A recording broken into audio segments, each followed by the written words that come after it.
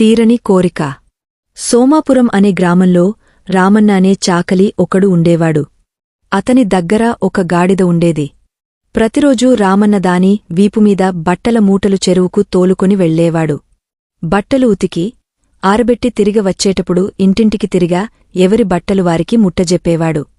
ఆ గాడిద ఉన్నదాంతో తృప్తిపడే రకం కాదు. ఆ గాడిద పనిచేసి చేసి విసిగిపోయింది. బట్టలు మూటలు మోయడం దానికి ఏమాత్రం ఇష్టంలేదు. ఒకరోజు గాడిద దేవుడిని ప్రార్థించి, ఓ దేవుడా, దయచేసి నన్ను ఈ పనిలోంచి బయటపడేలా చేయి. ఇలాంటి పని చేయాలంటే నాకు అసహ్యం వేస్తోంది. ఈ రామన్న నాచేత విపరీతమైన బరువులు మోయిస్తున్నాడు. నన్ను కాపాడు అంటూ ప్రార్థించింది.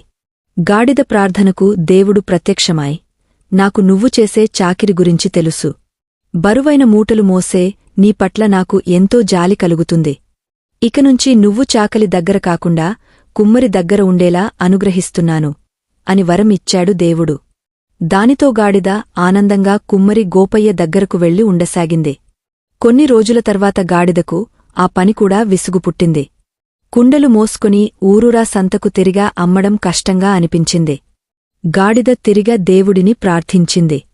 దేవుడా, కుమ్మరి దగ్గర పని బాగుంటుందనుకున్నానుగాని చాకలి దగ్గర పనికి, కుమ్మరి దగ్గర పనికి తేడా కనిపించటంలేదు.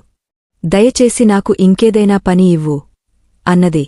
రెండోసారికూడా దేవుడు దాని మొరను ఆలకించి ఒక చెప్పులు కుట్టేవాని దగ్గర పని దొరికేలా చేశాడు.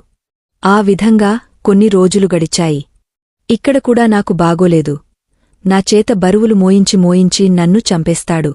నేను చచ్చాక ఆనందంగా నా చర్మంతో కూడా చెప్పులు కుడతాడు అని ఆలోచించింది గాడిద. గాడిద మళ్లీ దేవుణ్ణి ప్రార్థించింది. కాని ఈసారి గాడిద వల్ల దేవుడు కూడా విసిగిపోయాడు.